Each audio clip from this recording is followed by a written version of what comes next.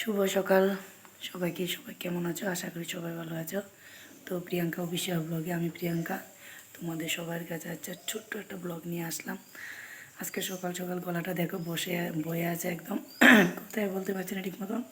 এখন মতো ঘুমো থেকে উঠলাম, উঠে প্রথমে ভাত বসিয়ে দিলাম, সিদ্ধ ভাত। আজকে সকাল সকাল খাওয়া দাওয়া হবে, কারণ আমরা অনেক দিনে তোমাদেরকে তো ভিডিও দিলাম, যে টাইটেলের মধ্যে দিয়ে দিলাম যে আমি হঠাৎ কয়েকদিন ধরে ভিডিও করতে পারবো না, আজকেই ভিডিও ঠিক মতো করতে পারবো না, শর্টস রিলসগুলি ছাড়তে পারবো না।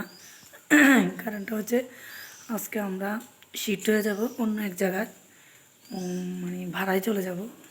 নিজের তো বাড়ি ঘর এখনও হয়নি, তো এখানে একটু প্রবলেম হচ্ছে, জলের প্রচণ্ড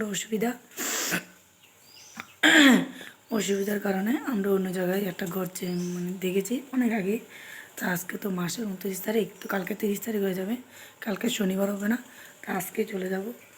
তো এই জন্যই কিছু কিছু জিনিস 8টা থেকে গুছানো হয়ে গেছে, 8টার সময় গাড়ি আসবে।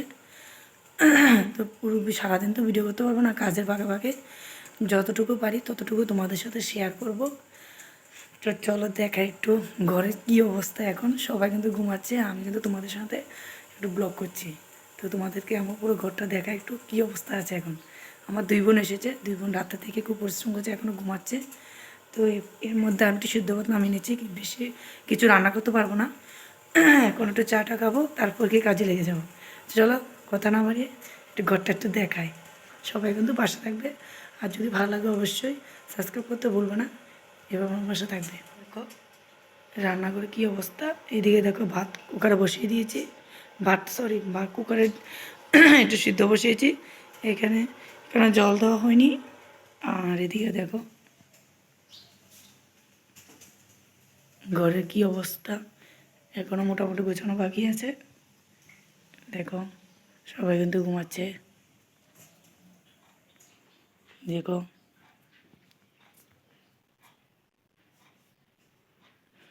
দিয়ে দেখো টিভিটাও খোলা হয়ে গিয়েছে।